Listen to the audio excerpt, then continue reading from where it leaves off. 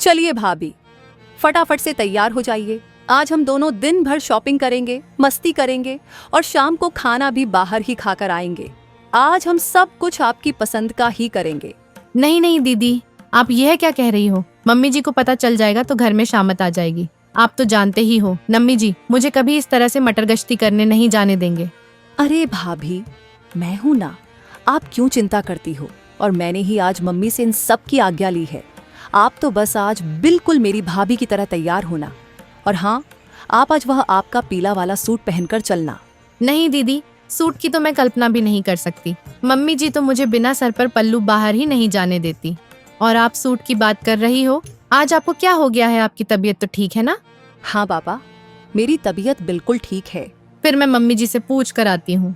राधिका अपनी सास शर्मिला जी के पास डरती हुई गई। उसे तो लग रहा था कि जैसे ही वह पूछेगी और उसकी सास तमतमा कर जवाब देगी, हाँ तू घूमने चली जा और घर का सारा काम मैं करूं, नौकरानी हूं ना इस घर की। फिर भी उसने हिम्मत कर डरते डरते पूछा। आज पहली बार उसकी सास ने बड़े प्यार से कहा, जा बेटा, तू भी रश्मि के साथ आज दिन भर घूमना, तेरी पसंद की फिल्म देख कर आना, तेरी जो इच्छा हो वहां घूम, तुझे जो पहनना है तू पहन।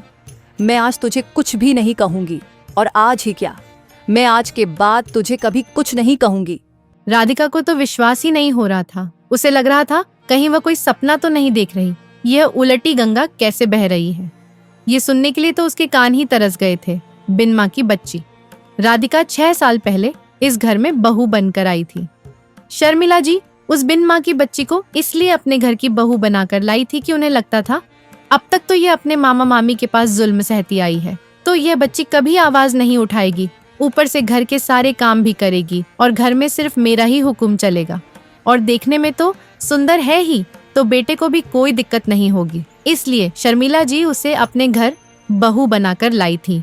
किंतु एक दिन भी ऐसा नहीं आया होगा जब शर्मिला जी ने उसके सिर पर ममता का हाथ रखा होगा। वह अनाथ बच्ची शादी के बाद भी अनाथ ही रही, जबकि उसने तो सोचा था ससुराल में जाकर माता पिता मिलेंगे जो उसे बेटी के जैसे रखेंगे।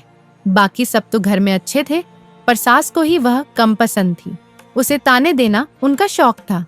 कई बार राधिका की इच्छा हुई कि वह कुछ दिनों के लिए चली जाए, पर जाए तो कहाँ जाए? मामा मामी तो उसके बोझ से मुक्त हुए थे, तो उन पर जाकर कैसे बोझ बन जाए? खैर, राधिका रश्मि के साथ आज सुबह ही बाहर चली गई।